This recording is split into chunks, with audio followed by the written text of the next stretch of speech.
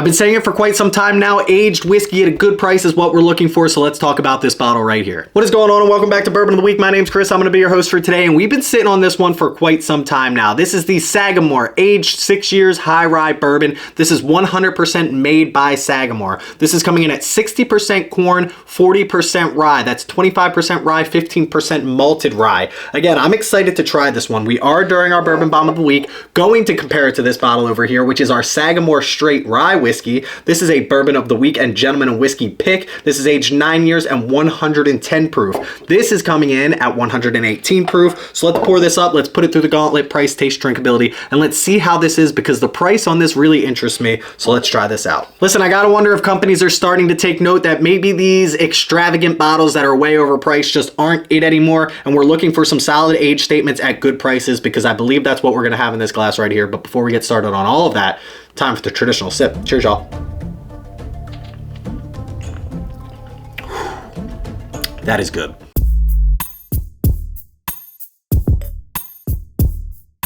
So if you follow me here on YouTube, when it comes to shorts, or maybe it's Instagram or TikTok or wherever you happen to watch your short form content, I like to post a lot of funny content. I feel like it's not something that everybody in the whiskey world does, so I like to hone in on that chapter of the whiskey world. And a lot of times I talk about bourbon and people say in my comments, Chris, it's got to be made in Kentucky to be considered bourbon. And this is a prime example. This is one of hundreds of thousands of examples at this point, because we have a lot of bourbon coming out of a lot of places that is not Kentucky. And this is a high rye bourbon, straight whiskey, coming out of Maryland. This is something that Sagamore has been working for a long time. It's been like rumor mills. We went there, we talked to them. They couldn't really disclose any information to us. But this is one of the first times where I've seen a straight up rye company make bourbon. Now, a lot of times you see the bourbon companies making rye. Everybody that's produced a bourbon or started out with bourbon has then moved into the rye world. Now, here in Pennsylvania, it's interesting because Pennsylvania is the rye capital of the world. We had the Whiskey Rebellion. We started rye here in Pennsylvania. So there are a lot of rye companies, and they do rye really well here in Pennsylvania, and they do produce some bourbons. But I don't personally, there's a few exceptions. There's always exceptions to the rule. I don't think that there's a lot of rye companies that started with rye, that honed in on rye, that really loved the rye aspect of the world, that came out and made a decent bourbon. We're about to find out, and correct me if I'm wrong. Comment down below if you know a company that started out 100%, their main goal was focusing on rye, and then they made a bourbon and it was really, really good. I would love to know about it. I would love to try both of them. That's what we're going to do here today. But we're starting with this 100 and what was it? 18 proof, correct? 118 proof. Let's start with drinkability. Let's try this one more time. I love high ryes. I love ryes this time of the year. You get a little crisp in the air. You sit out back. You got a campfire going. This is literally quintessential what I would want to be sipping this time of the year.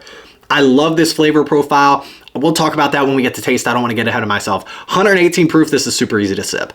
I always like to say, like, where would I proof this at? Maybe you're drinking like 110s right now and you're thinking, can I make that next jump? I think you could with this bottle right here. I would probably blind this 110, 112, if you had to make me guess. It's super easy to sip. 110, 112, we give it 7.0 if it drinks right at its proof. This is under its proof. High 7s, low 8s on this. I don't think it's anything crazy, because we've had some stuff higher proof that drank a little bit easier, but it's not, it doesn't get much better than this when it comes to a high rye bourbon.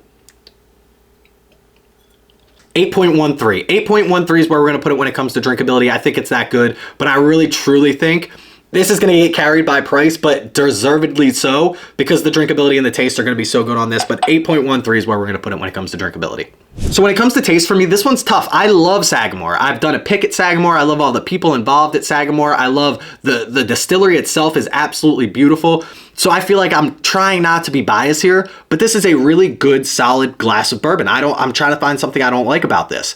It's got more sweetness than I was expecting for 40% rye and only 60% corn. because corn is usually what gives you like a little bit more sweetness than the rye, and the rye usually gives you a little bit more spice. Maybe it's that 15% malted rye. Maybe that maltiness is kind of giving you something a little bit different, but this drinks like a high rye bourbon. This drinks exactly as I want it to drink. There's no hidden things in this where I'm trying to be like, what is that? And do I like that? Do I not like that? This is just like what you would expect from a high rye 6-year bourbon.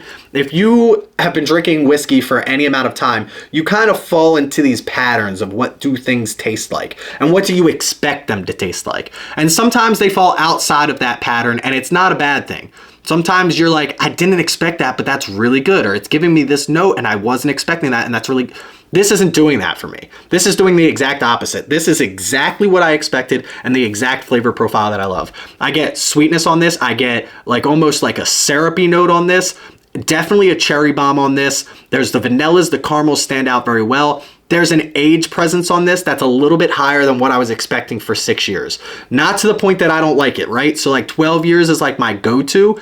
I wouldn't blind this at 12 years, but I wouldn't have blinded at 6. I might have said like 7 or 8 because I do feel like it's got a little bit more of that age, that oak. You can see the color on this is absolutely phenomenal. All that coming together with that rye still, right? Like we didn't even touch on that. There's still that spiciness in the rye here. It gives you those baking spices, those cinnamons, like that spicy cinnamon note, the clove, the black pepper, all of that in this as well. So when you get that spiciness and that sweetness and that oak, it's the perfect roller coaster ride. How many times can I say that about a bottle of whiskey? This is just phenomenal if you ask me.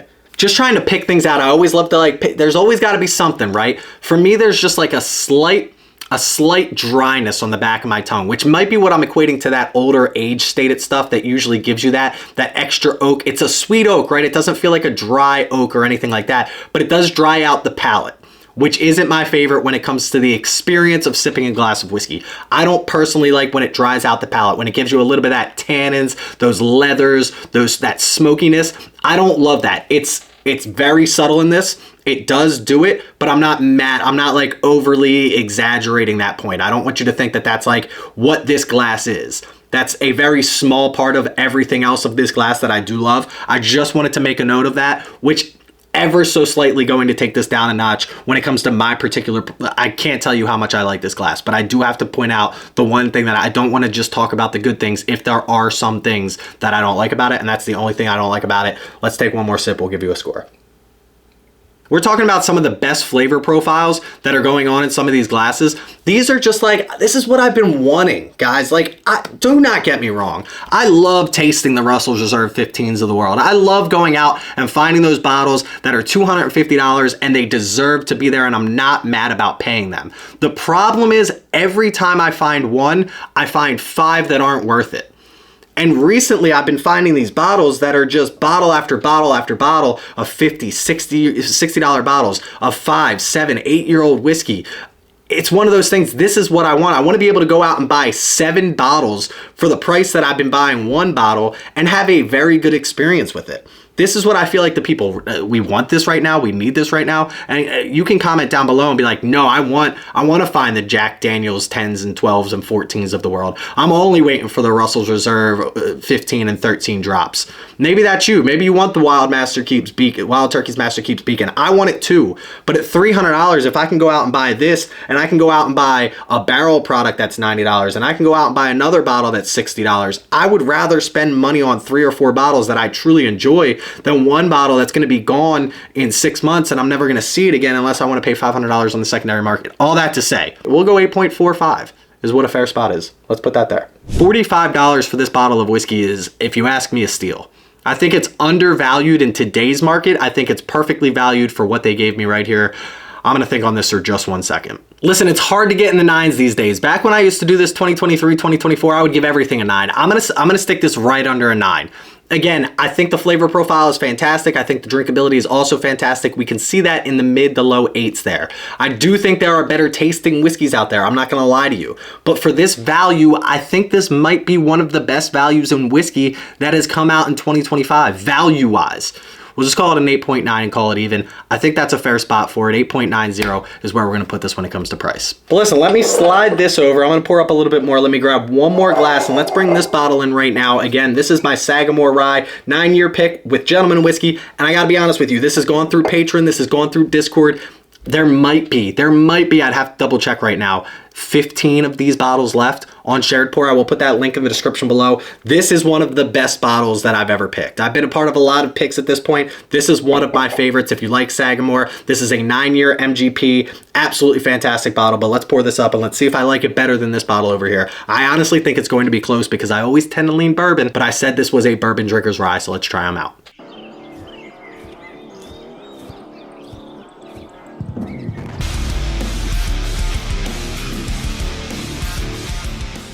I mean, this is dark. Guys, the age on this is deceiving. If I were to send some of you this blind, you might not think that this is just a 6-year whiskey. We've already had some of this, so let's drink this one right now. Let's get into it. Oh my goodness, I missed this bottle. I said this was a bourbon drinker's rye, and I don't disagree with myself to this moment, but this next to this, it's not a bourbon. You can just easily pull out the rye in this. A phenomenal rye whiskey. This is not even close though when it comes to bourbon versus rye. This is clearly going to be the bourbon over this. If I were to blind this, I wouldn't even have any second, I wouldn't second guess myself at all. I would know that this is the rye compared to the bourbon. The question is, I know this is MGP, this is actually from Maryland, this is actually their distillate. They're starting to put out their own distillate when it comes to their rye here pretty soon, if not already. But let's get into this glass over here.